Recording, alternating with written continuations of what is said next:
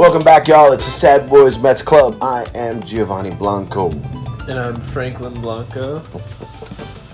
And we missed a week due to major situations that we had to take care of. Personal matters, school matters, work matters, travel matters. And, of course, the fact that we're recovering from all the losses that the Mets have had in the last week and a half. Even though they've had a few surprise wins. But I mean, how do we jump into this again? How do we jump back into this? This is a good topic actually to get into right away because we can talk about the things that have happened that we know Mets wise, Mets news and stuff. But can we just at the top, just talk about this feeling of being a Mets fan and how we can sometimes be completely thrown off and then like we just disappear. Like we just like, you know, I mean, that was just like such a familiar feeling to me to be on a roll and be watching some games and then, you know, things don't go as well and you watch, 7 out of 10 losses and then you just kind of like, okay, I have to find other things in life for the moment that cheer me up. You're much newer to this. I've got a lot of things ingrained in me that are maybe things that I need to get rid of or forget or not do anymore and be more supportive. But how do you feel? I feel tired. Exhausted? Depleted? Yeah, I mean, I feel like I wish the season wasn't 162 games because we're still able to say it's not over till it's over, which kind of stinks because it's probably over.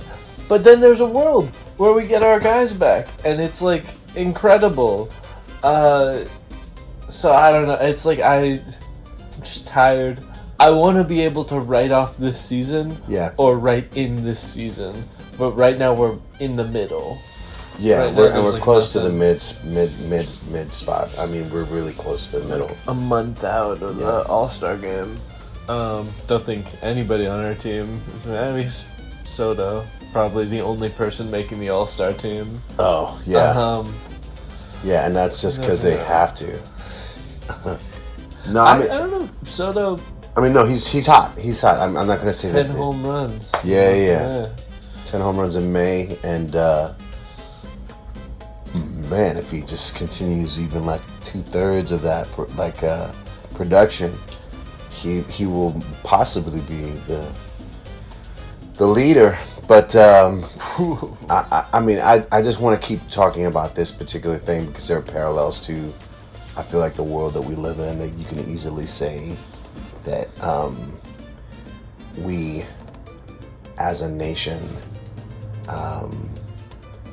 have so many supposed advantages, that we are the richest country in the world, and we have all these things and all this supposed education, and everything is just like we're like lagging behind.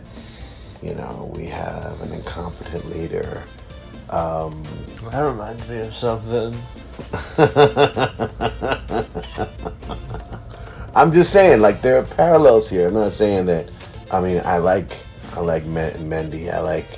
I'm not comparing him to horrible people, but I'm just saying that that part of it is maybe it's this idea of expectations.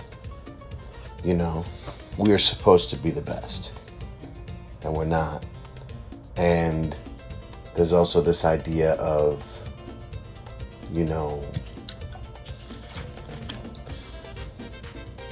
what do you call it? It's not privilege. It's, like that we demand to win, and that's not the way things go. Entitlement? Entitlement is the word. This is my New York Times crossword solving son. Entitlement. It's definitely like a weird entitlement, and I think that the entitlement comes from the idea that, oh well, we spent all this money, we have all this money, and we should be winning, and I mean, it's a big shock. That said, I mean, I'd like to try to draw a different parallel, and to say that in this fucked up world that we are in, whether it's the real world or it's just the Mets, is there a way that this can be turned around? Well, the season, actually, yeah, there's a way to turn around the season and turn around the mindset. I found a good excuse for why we're losing, why we're so bad. What's that? The New York Knicks stole all of our life force. And here we out here. They haven't won in like 50 years, and all of a sudden they're like in the finals, and this is when the Mets are completely falling. All I'm saying. Well, I mean, that's actually their good news there then, because that's going to end soon. And hopefully New York is burning to the ground, whether they win or lose. New York. So there might not be any more Mets after the finals. No, that's why they're in Queens, though. That's why. Where do the Knicks play now? They play the Garden, right? So yeah, they always play the Garden. Do. So they're in the city. So the Mets are safe. Mets are safe. Bye Broadway. But there's a way to turn around the season as well. No more Lion King. No more Wicked. Don't bring up Lion King. That's what my costumes final is on. Oh, no. I don't need to hear that right now. Yeah, got the I know all the lyrics because I was in the Lion King. I used to know all the lyrics because I was I worked at the Pantages when they brought the Lion King to the Pantages for a year. That was a good time. Spectacle is exciting. It's always good to see a good theater production. It's entertaining and it's uplifting, and I feel like there are some things that we can talk about connected to the Mets, is that we have all these great elements that somehow are not working together. We have a great cast. We have a great what's crazy? Music. You know who's great? Who's great? Jared Young. Really? I was hating when we brought him back because I like having Vientos at first, and he hit home runs in like back-to-back games. Like what? I didn't. He's like such a he's just such like a nondescript guy. He's just like he's the guy. It's crazy that he's so good. But yeah, I know we like have all of the pieces, but that's part of what it is. I think there's a world where it turns around when we get Alvarez back, when we get Lindor back. Yeah. I think those are the two big guys, because like right now, I love our outfield. In my perfect lineup for our team, it's Alvarez behind the dish, Vientos at first. God, I love Vientos at first. By the way, I mean, he's been like... you know what I love about it? Is because he's not a first baseman. He's every single game, he does something really weird. He's been doing some really good plays. He does like something super weird and unnatural, and ends up working like out backwards, perfectly like, well. This is not a normal way, like sometimes he'll turn he falls around on the his ball. Face, but like a lot of the time it works really well. I'm gonna say just as much as Alonso. Oh well, yeah, Alonso's kind of... Here's what I will say. I think it's also good because I think it might lessen the pressure, because it's kind of like, I have to imagine most players would feel this way about whichever like legacy players in their booth. Yeah. I have to imagine first base is a terribly high pressure position for the Mets, because Keith Hernandez is like the best legendary first baseman, specifically defensively. For the Mets too. For the Mets and like all time. Yeah. And so it's just kind of like that's gotta suck. So I think it's Vientos isn't playing like he isn't playing Keith Hernandez first base. He's playing his own first base. You bring up an interesting point because it's odd when you watch those games that Keith is there and he's talking and he's announcing and commenting.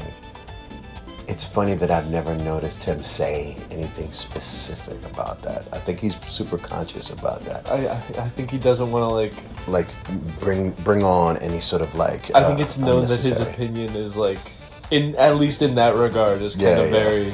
He's always funny. He's always quick to say like when people mess up, and he'll say like, "Yeah, well, you should have gotten that sooner. Or you should have been paying attention, or whatever." But he kind of leaves that. Something like that. Yeah.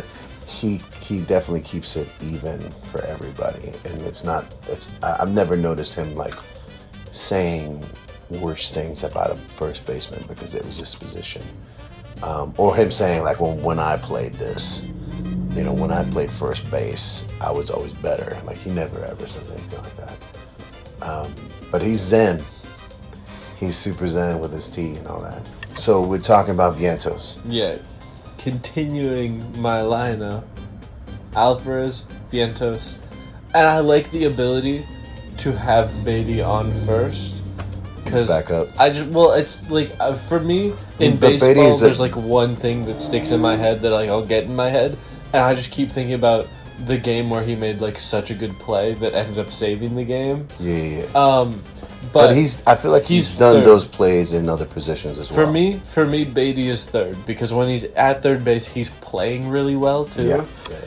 So for me, my perfect lineup is Alvarez, Vientos, Mauricio on second because I know Semi he hits like he does good stuff sometimes. I still don't like his vibes. That's the difference for me. I like Mauricio's vibes. Is this a weird thing to say that he's got Yankee vibes? He does. It's kind of like he's got Yankee vibes. Not yucky, Yankee. No, yeah. Okay. Yeah. I thought they said yucky. No, just he Same feels like a thing. Yankee to me for some reason, and that's whatever. Take it as you want to take it, but He feels like an A to me. like a what? An A. Another second baseman we have to send to the A's. But and then Lindor, short. Yeah. Beatty at third.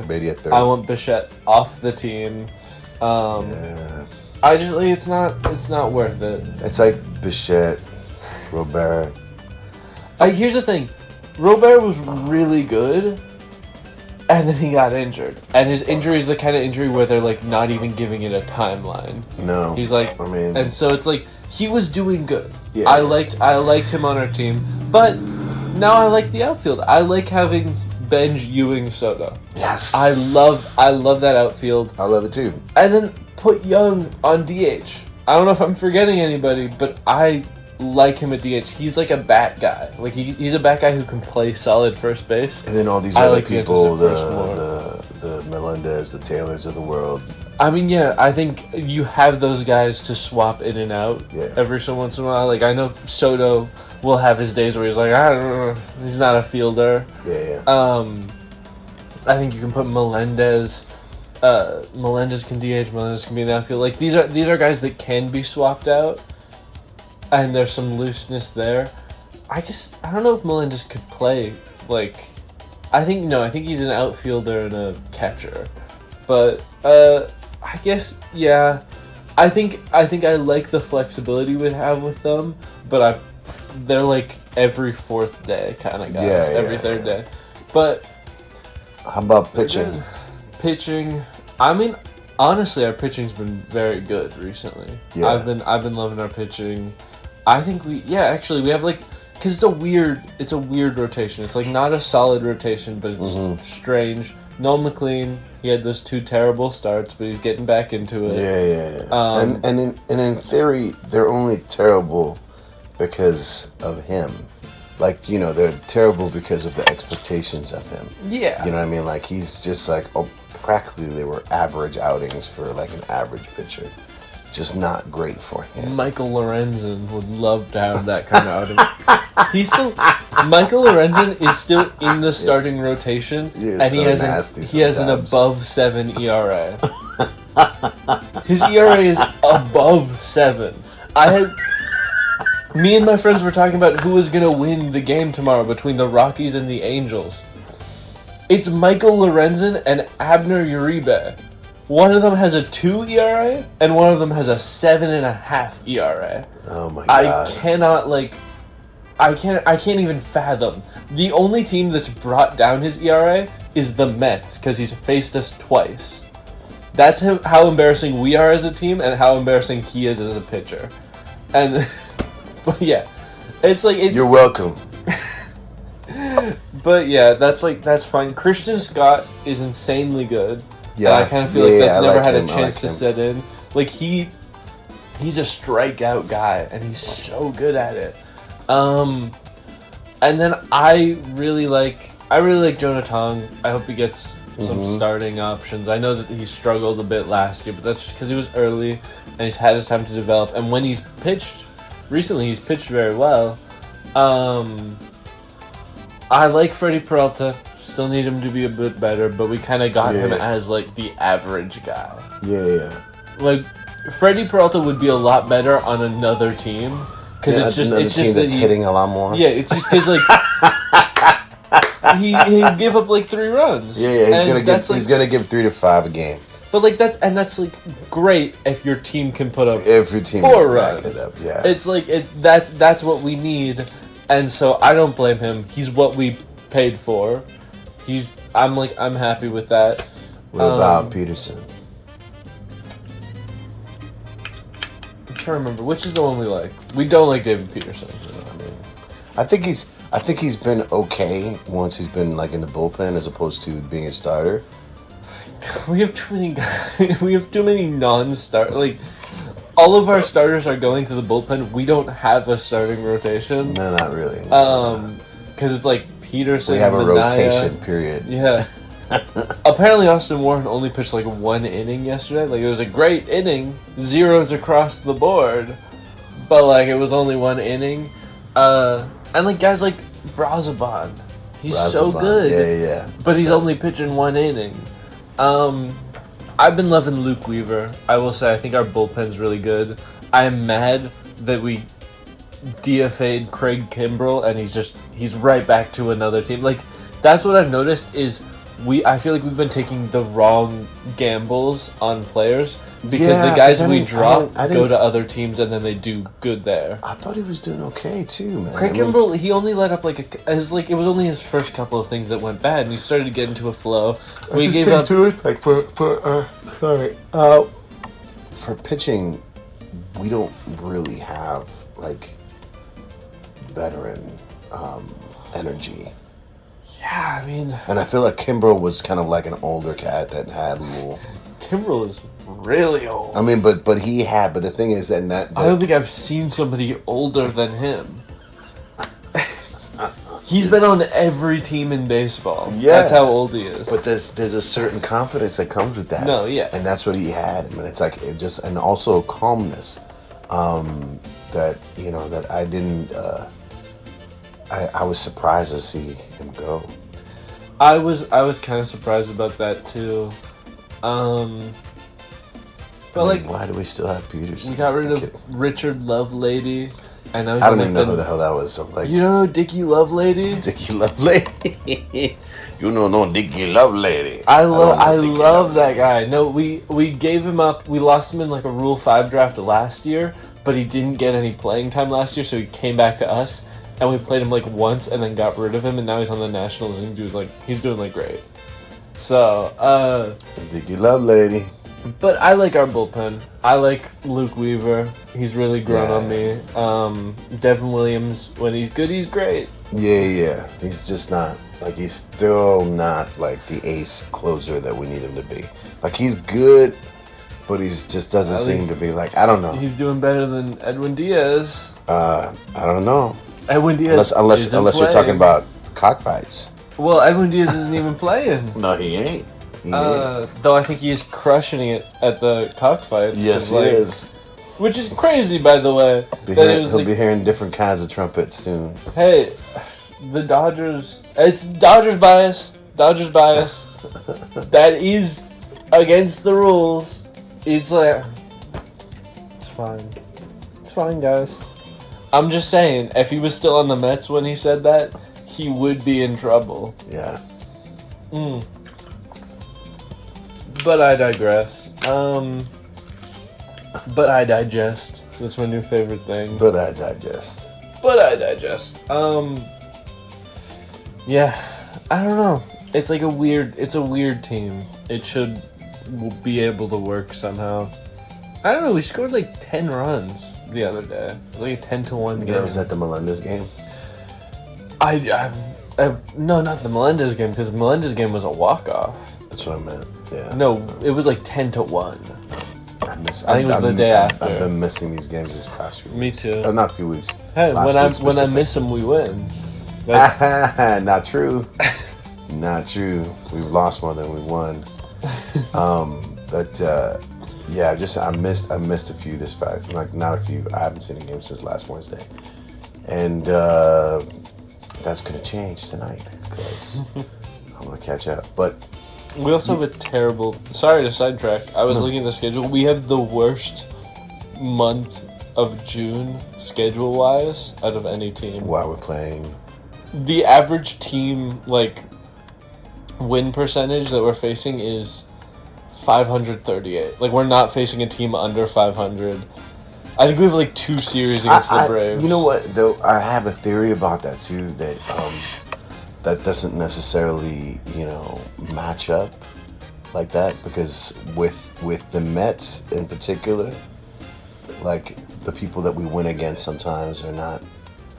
We're no Yankees. We're no Yankees. Yankees only beat the guys who are losing. That was hate number 2 for the Yankees on this true, episode. though. But no, I mean, I just feel like we don't know where that's going to come from. And also, those teams, you have to always remember that, say, a team like the Yankees or the Dodgers come in or whatever, there's a certain mentality when they play a losing team. That I don't care if people go like, I treat each game the same. It's like, if you're playing a last place team, there's got to be some sort of like energy drop. Like, we're not going 100% today. Unless you're the Yankees and you take advantage of that. Unless the Yankees and you literally drop the ball in the outfield when all of your outfielders come together and let it fall right in the middle.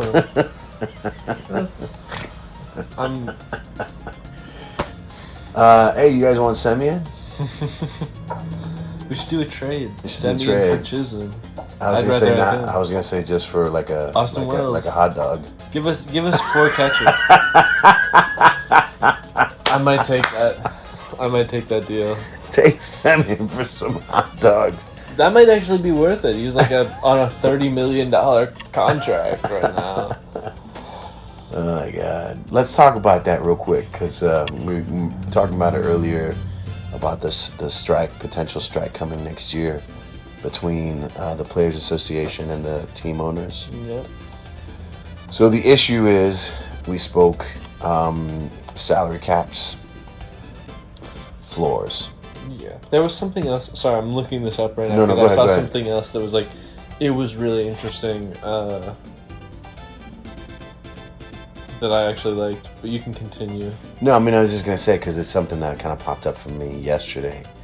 And I thought, well, that's going to mess up next year.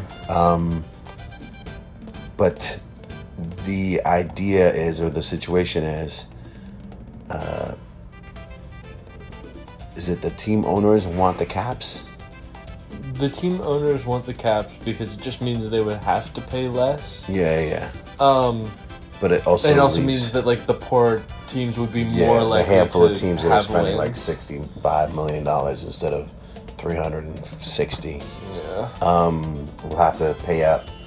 And what I did find out when I heard about that was that in particular the teams that are spending less than $100 million are actually making 2 or 3 times as much, at least.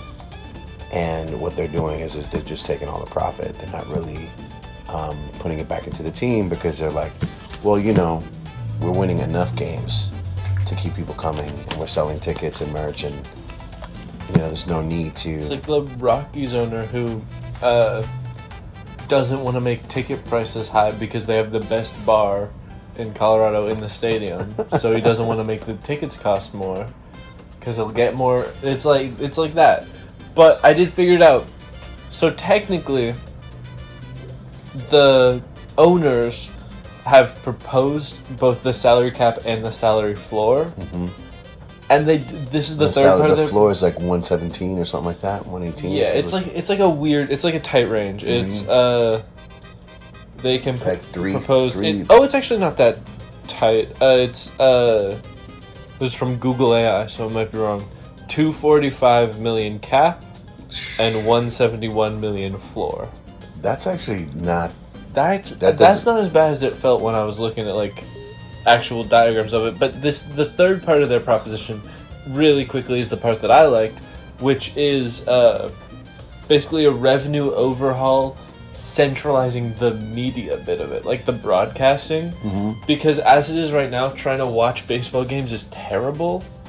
But if they like centralize the broadcasting and stuff like that, there wouldn't be like the blackout games. You wouldn't have to pay for 70 million different services. Yeah. And I thought that was like really, I'm kind of for that. Like I think basically it was a proposition. That seems like the most elusive part of that. That's outside of even baseball. It's just like all the. That's part of the deal. It's I think what it does is their proposition is to have just big revenue pool for all the streaming and stuff, and then distribute it evenly. Because I think right now it's like you do pay for like I just want to watch the Mets. Yeah. But you just pay the Mets. But it's like that part I'm really for, and it looks like what the players really want is just more money for the players. So I think they're probably opposed to the floor. No, they're probably opposed to the cap. Yeah.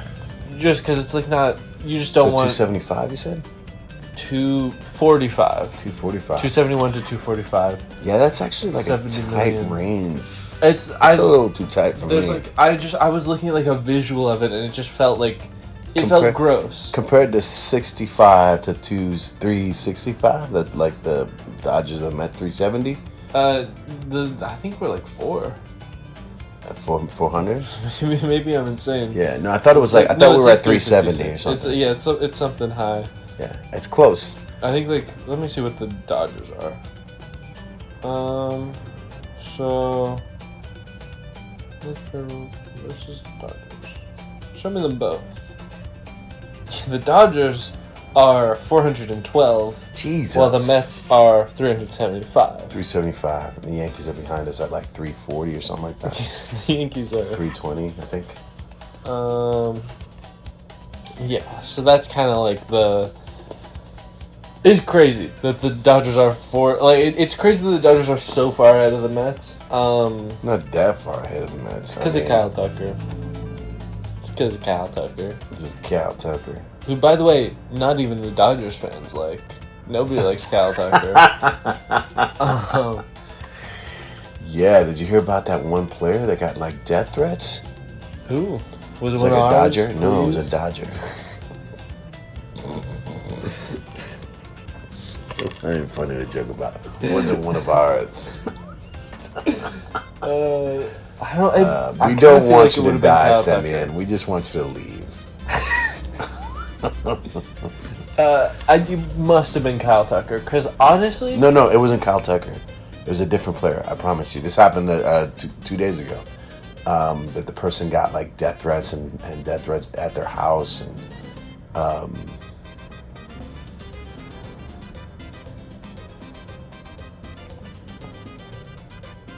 well, he talks about that. If anybody is watching or listening, those of you who are, please do not forget to subscribe. Do not forget to share. Like this on whatever platform you're watching on. And if you have a chance, check out our merch. Check out our t-shirts. Check out our stuff. Buy something. Share something.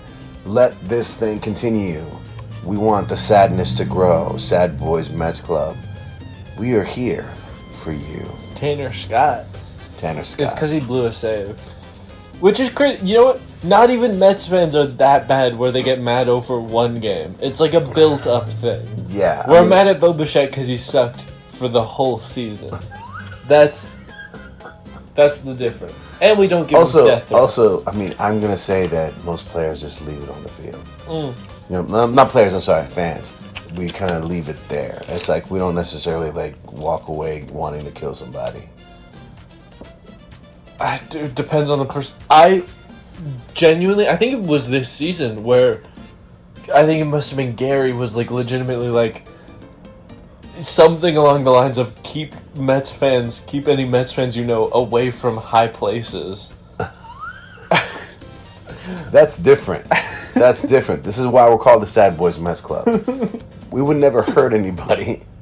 Maybe ourselves, but never anybody else. But yeah, the worst part about the Tanner Scott thing, I think death threats to you are less impactful. The reason that it became such a big thing was because it was death threats to his kids. Yeah, it's like his 3-year-old kid, and they're like you know, his wife, and it's all. It's like that's. It's like come on, man. You know? Also because it was one game against the Phillies, like. Yeah. The Phillies, who are also another team that are doing pretty crappy. I think they're doing better now. Really? But yeah, they're still probably not the greatest team. Yeah. I mean, I think their firing of the manager worked out pretty okay. Better than the holding on to the manager. Yeah. That we're going through. I still don't know why. Like, you know what's crazy? What I don't understand is how there was a moment there where that was such a hot topic, and now it's not even talked about. That's because David Stearns was like, "No, I'm not firing him." He just flat out was like, "I'm not gonna fire him." It's like, I feel like Carlos Mendoza has blackmail on David Stearns. Like, I think there's something. It's David Stearns on the Epstein files. Exactly. Well, I think what's his face, the owner might be, Steve Cohen is definitely on the Epstein files. Don't say that. I don't think there's a Mets owner who isn't on the Epstein files. Okay. He would never be. No. That's a horrible accusation. I think he is. I take it back. Even the insinuation of it, I take it back. No, I genuinely, I'm not even insinuating. I think every MLB owner is on the Epstein files. It's not even it's just the fact that they're billionaires. They probably knew Epstein at one point or another. I'm not saying that people don't know him, or I'm not saying even that was they're at places that he was at. I'm just saying. I'm not saying they're pedophiles. I'm just saying they're probably on the list, because the list is everybody. You're like they're adjacent. The list is everybody who even came close. No, yeah, because the list is basically the majority of people who had money at that time and were party people, you know. And then it's some people took it a little further and got on the plane. Some folks went to the island, and you know, whatever hell happened there. It's we will soon be finding out, though. I don't know. I do know. I feel like it's gonna happen any second now. Right when the Mets are winning. I'm kidding. Oh yeah, it's this photo. I've seen this photo. Right when the Mets, yeah, it's gonna happen. It's a photo of him with a redacted person, in the Epstein stuff. So that's a little scary. Why is that redacted? They redact victims. So that's a little worrying. But who did that? I think this is I mean, what's Epstein files released by the DOJ. What's the source? Department of Justice. Oh. But man, this has been a weird day. This is that's seriously problematic. It's okay. It's okay, because I can look up any other baseball owner, and they're also find something. They're also in the. Doesn't make it okay though. It doesn't make it okay. It's definitely not okay. No, this is not good. I hate to have brought that up. I thought this was no information. Yeah, this is horrible. But you're right. I mean, it's there's the people that are on these lists. Oof, gosh, man, this is not good. Might be. I'm gonna have to edit this out. I'm not to redact this. Yeah, okay. Well, no, we leave it in because these are the realities that we're facing. These are the things that we're living in. And I believe that, I believe in justice, and I believe that everyone will get their due. I do. I really do. I really do. And if some harm was done, if something was horribly there, or an act was done that was not a good one, I believe that people will get their justice. People will get they'll get what they what they deserve, because that's not cool. All right. I don't want to seem light about this, or just kind of I don't want to feel that we're pushing it under the rug, sweeping it under the rug or something. But let's talk about something else real quick, because this is really bumming me out, man. I really don't.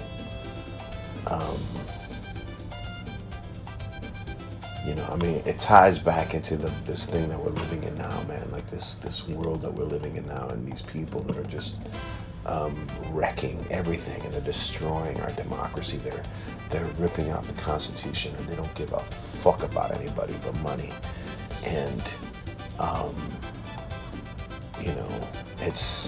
we look to these things as distractions. We look to these things to kind of lift us up, the METS, and we joke about it because how can we be inspired by these losses in this season? But it's because there's this idea of us kind of wanting to believe in something good, believe that good exists, believe that we are capable of good things, and to have these constant reminders of the evil that men do, and the treachery and the lives that have been lost and affected by their bullshit is this is a fucking depressing thing. But all we can do is talk about it right now, but we need to do more. We need to figure something out. We need to do more. I don't know if anyone has any ideas, but I'm it is also just in general, it's a rough month to be a baseball fan because it's Pride Month, and so this is the part of the year where all the homophobia, it's the things that the people hate is every social media post, all the comments are because they changed their logos. Mm-hmm. MLB is kind of one of the only things left still doing that, but people hate it, which kind of sucks. It's one of the reasons that I'm a firm Clayton Kershaw hater, because it's I can't get over, because he's the kind of guy who brings his hatred onto the field. Exactly. I just remember exactly there's a Pride night, and he brought he was wearing a homophobic Bible verse on his hat. It's I don't like that. Because I can acknowledge that some of these players that I like, probably not great people. Brendan Nimmo. I'm sure he's a chill dude with terrible political views. I've accepted that reality. But he he still goes out and he plays with other people. You know what I mean? There's still... Well, it's and people like to use the defense that they'll say oh, I'm okay with it, but why do they have to do that in our face? Why do they have to show that in our face? We don't have to why do we have to see that kind of thing? And it's it's the whole point of celebrating is that we put these people are living in the shadows and hiding and have to be secretive about what they do and just because a fucking man who's making $200 million in 10 years or whatever playing baseball doesn't want to put on extra color on his jacket or whatever. They don't even do. This is the craziest part about it. The Pride Nights, they don't even do anything different with the uniforms. That's they were doing some things that, not anymore. Because they were doing like pink sneakers or whatever. Or like some of the players will do things, but it's like not. It's no, which is so. It's one of the craziest things to me is just like it's ridiculous to complain about that in the mindset of like, oh well, I don't care, but why do they have to do it out here? But then be happy on like the veteran stuff where they wear like all their camo gear that's like required by MLB to like wear, but you're mad when they just name the night Pride Night. Yeah. Like that's crazy to me.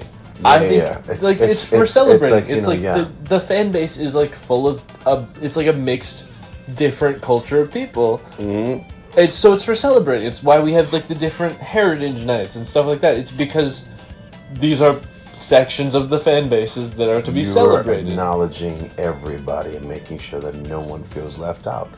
I mean, and that's the case. It's like you're also bringing some light into these sects and communities, and that you're presenting them in a way where within the sport we're all equal. You know what I mean? Where obviously elsewhere we're not. That we're not viewed the same. But like, hey, we're fans first. We're part of this team first. And it's like a weird thing that, like you said, because of that, all the homophobia comes out, or whatever, the racism or the sexism, if it's something else, the isms. But it's just kind of crazy because and of course you see it mainly in the comment sections of it's videos and stuff online. Very rarely it's the people, like there's very rarely people going to the stadiums. No. And I've been in places where it's like I've been in at games where there've been situations that have felt kind of like borderline dangerous. There's like things kind of can escalate. Typically a Dodgers game. I'm not gonna lie, Mainly almost all of them for me happened at Dodger games and once at a Yankee game. So just great teams. No, I mean I like, to me at the Yankee game it was completely like, it was more of a bystander situation that I saw like a Yankees fan and a Red Sox fan nearly have a situation. Oddly enough, it was diffused by somebody like in a Yankees uniform, like a Yankees outfit. Like he was completely Yankees out head to toe and started dancing between them. And it was like the best thing. I actually have it on video because it was at the time I was at LATV just doing, and I made a segment on going to New York, and because I had gone to New York to cover a movie called Van Helsing that starred Hugh Jackman and Kate Beckinsale. I think it was Hugh Jackman. I'm trying to remember. It was Hugh Jackman. Because I did the press junkets. I interviewed everybody. But it was just kind of funny because then I was just like in New York to go see a game, and it was just like, I didn't know there were no Mets games. I went to go see a Yankees game. Crazy game to pick though. It was a Yankee. I had to go. It was a Yankee because this is early 2000s. I think it was early 2000s, and that it was just a great. But this is like, a chubby guy. It's just like this black dude, and it's like Yankees gear head to toe. The two people were like, fuck you, whatever, and he just started being like, in between them. He just started like this between. It's like, and they both started laughing, man. And then he was just like, come on, man, hug it out. And they hugged it out. And it was just like, okay. But I was like, still, that was a great outcome to something that felt very dangerous. I've had similar situations at Dodger Stadium where things get hectic and heated quickly. But, people get out of hand, man. And it's like, you just have to kind of deflect or how do you say it? Like de-escalate the situation. and not add fuel to the fire, because nobody wins. Nobody wins. You know, nobody. I've never been in a drunk tank at Dodger Stadium, but I've heard stories. You know, and nobody wants to go there. Just especially since if you're a fan and you miss half the game if it's a good one. And I have a very distinct memory of being very young and us leaving a Dodgers game early, and there were people fighting. Yeah. Like drunk people. Yeah, no. I mean, we were at a game once where they were throwing batteries. They were throwing batteries from above down to our section. We were like in the METS section. And it's kind of crazy. I'm sure that, I don't know. I mean, I remember one year that there was a San Francisco fan that died. Oh, yeah. You know, that was a situation. And, you know, where this is our tragic episode. This is like the episode we're bringing all the bad shit up. But, you know, I feel like that's part of what we're talking about. We set off this episode drawing a parallel to the world that we live in. And that fanaticism, that extremism, is what's wrong with the world today, right? It's that we can't see, like you were saying before about Kershaw and Nimmo and whatever, and it's like, you know, not Nimmo, because like you said, Nimmo was a good example of it, of what to do, which is basically he went out every day and yeah. he played with guys like Lindor and stuff, and he it's played like with everyone. them. You have your opinion. You go to your church. You do They your hugged thing. each other when they hit home runs, and Yes. then they go home and they vote for who they want to, and that's. But this is what's missed, and this is what we've lost in this country. And you know, like I can remember, this is one of my favorite stories to tell about my dad, that my mom hated about my dad, because my dad worked at factories in New Jersey, and there would be textile factories, and sometimes they were just distribution places. They didn't necessarily make the fabric there or whatever, but they were just shipping. But he worked with all kinds of people, man, and occasionally my dad would come home with several people, and it would just be like, they'd be sitting around the table, drinking, talking, whatever, blah, blah, eating. And my mom would be like, oh, you're always bringing all these crazy people here, whatever, blah, blah, blah. But it wasn't crazy. It was just like, you know, it would be this, you know, guy from Nigeria. And then it would be the Polish guy who lived around the corner. And then it'd be like the guy, you know, the fresh off the boat from Nicaragua guy that my dad, you know, was just like, everyone was just like at the table. You know, and whatever, we're eating, talking shit, making fun of shit, joking. And to like be a kid and like looking at that, because they'd be out up late and looking from my door in my bedroom and just seeing all these people like having fun, but people that were very clearly different, but they were all working together, working for the same company. I mean, it's like people don't, you know, it's all I always think about, it's like when people say, like, the reason we have Pride Month, the reason we have those appreciation nights for those different cultures and countries, ethnicities, and the reason we have Black History Month, and the reason that, you know, it's like, well, you know, why don't we have this month or whatever? Like, it's like, because we have it every day, right? For everything else, we have it every day. And we should be celebrating it every day, but we need to put aside time because it's necessary, because these things, these people, these cultures, these they're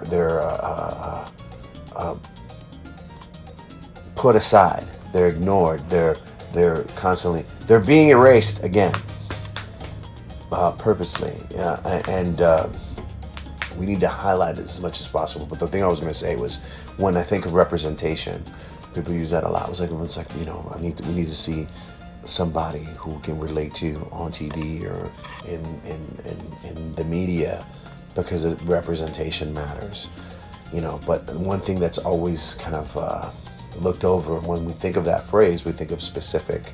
We think of it's like, oh, because, you know, if you're a Japanese American, to see somebody Asian on TV portrayed in a just a positive way, in a regular way, average way, is a strong thing. But to me, it's like what we miss is that also we don't have the representation of like how people really act with each other. You know, how people really like all the racism, all the negativity, all the craziness. It's kind of gotten it's exponentially gotten worse because of the internet. Because people are isolated. When people weren't isolated, they were forced to deal with each other.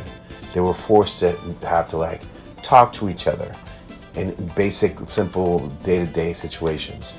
And you could still even then have like have a racist bone in you, or be not trustful or trustworthy of other people, or because of whatever they look different than you. But you had to deal with them. You had to interact with them. And that changes everything. That changes everything. You can still hold on to some fucked up belief.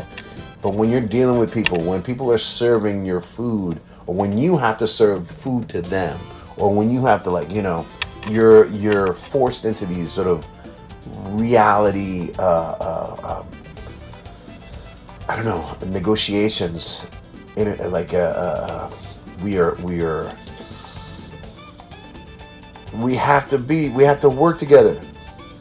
And then it's like, that's why baseball like represents so much of this. You have a team, you have, you know, 9 players, and they're all from everywhere, from different kinds of cultures and life and whatever, and there's one common goal, you know. And there are communication differences, there's religious, there's political belief differences, there's ageism, you know, new generations, old generations, and all this stuff is happening.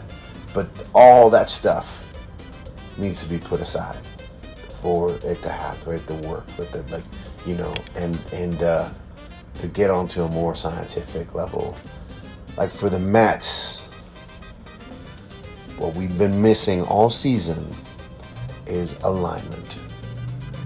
It's like we're talking about the pieces that we've had.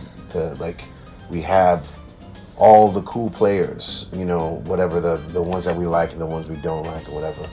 But these are all proven players. No, like you know, all the results have been one thing, but people have not gone out of their way to bring crappy players to our team. You know, and these are players that had proven something special, and somehow it didn't work, or somehow it's not. We need Kike Hernandez. We need a Kike Hernandez. Terrible player, incredible guy. We need I think it's a Zima. What was that? Jose Zima. That was on the Dodgers for a bit. Like, who was just like almost like a freaking clown. Like, just, we need somebody. We need, like, the team needs like their own Grimace. Like a player that goes, you know, I don't know, man.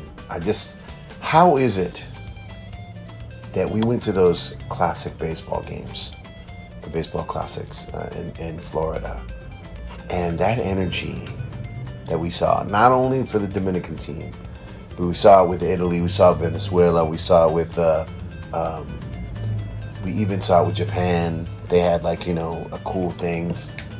Like, there was like an energy, like a synchronicity of the emotion that, I don't know, man, it's just like everyone comes back here and it's just like, well, that was like a vacation and now we have to go back to work, and now it's like a different attitude, and everyone's just like, you know, it almost feels like everyone does this sort of like, how much can I do to get enough, to get noticed, to get by? I don't want to do more. You know, like, it almost feels like a very like a corporate environment in that respect, that they're like, okay, you know, no one's going out of their way to like explode. I mean, well, I think other than our rookies, which is kind of why we've been loving the rookies. Yeah, and it's almost like they don't know. Well, and you know what I think it really is? I think that's the downside of how much we pay our guys. I think that the issue is with this $375 million payroll, there's the expectation you have to work for it. Like, Bo Bichette has hated his time there. Like, he's said in interviews and stuff, because there's an expectation of a $40 million player that he's just not living up to, that he didn't have to deal with when he was back in the Blue Jays, because there wasn't such a big payroll. There wasn't such like a big amount that he's being paid. Like, the teams that are so fun, that go on miracle runs, are fun because they don't have the expectations. And so it just kind of like, it's because they thought, it's like the vibe is like, okay, we're going back to work. This is our job. Mm-hmm. Which is like, you want that sometimes. You want your players to be focused and locked in and like doing their job. But they're supposed to have fun with it. There's and they're supposed to I mean, it's just, I don't know. It's such a... And is it the day in, day out thing? You know, is it the day, you know, that just like they get run over by, okay, well, you know, that was yesterday, now it's today. And I don't know. I just feel like it's we need... Maybe we need to bring up more rookies. Just fix something, because like, they're trying.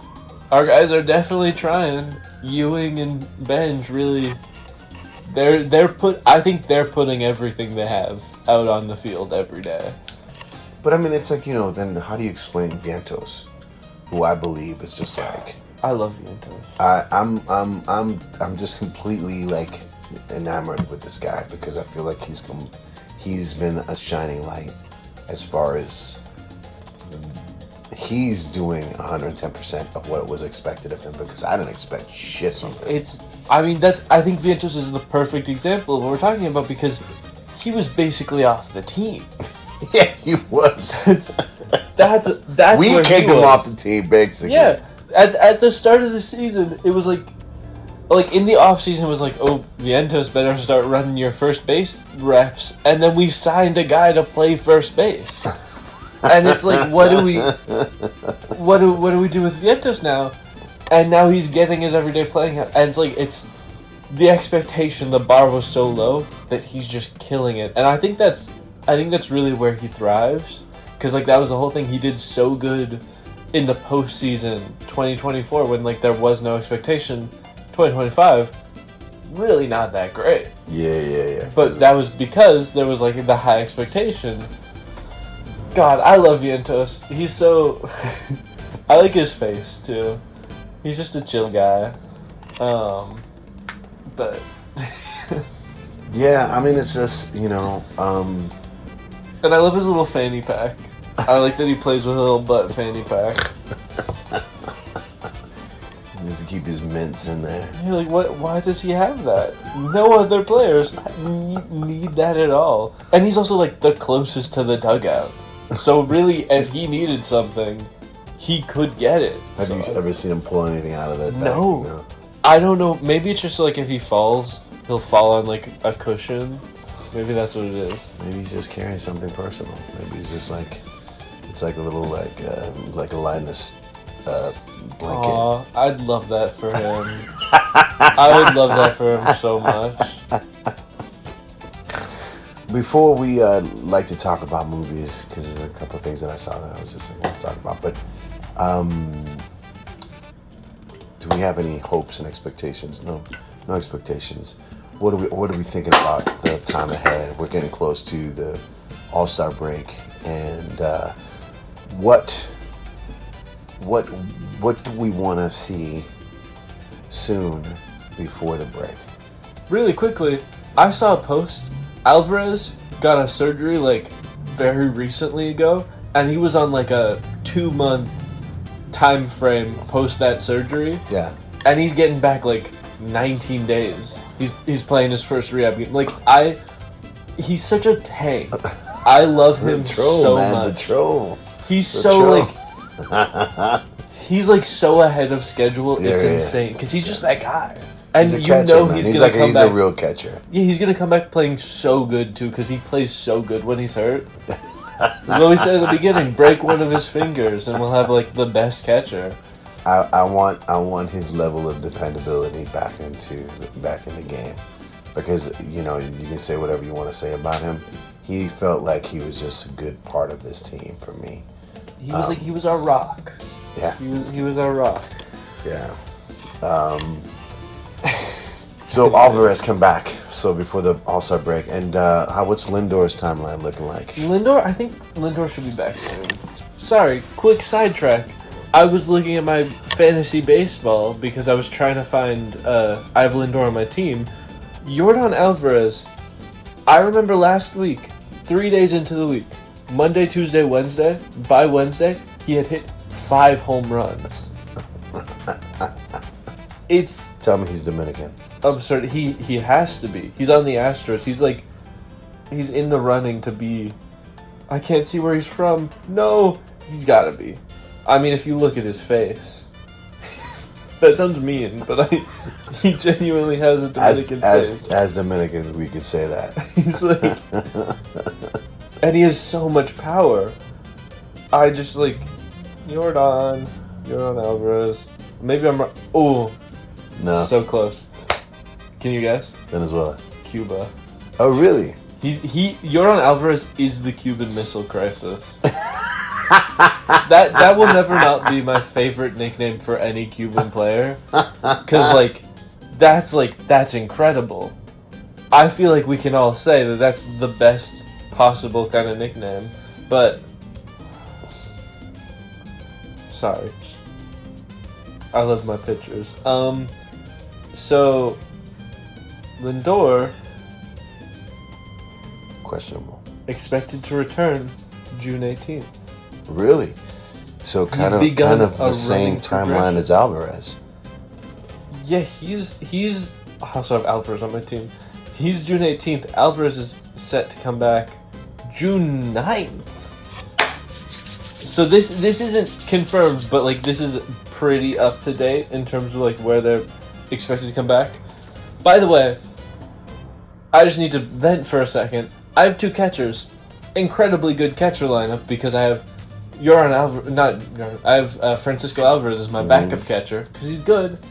He's not really great stats wise, like points wise. And then I have Drake Baldwin, who's like the best catcher possible. But both of them got injured last week, so I've had no catcher for 2 weeks. This is my second week no catcher, which is really unfortunate because it scores by position, which means I have a big fat 0 on the catcher position. But anyways, I digress. It happened again. I need a phone case. We're gonna start a GoFundMe for Frankie's just $10 phone case. $10. Actually, you know what? Let's start a GoFundMe.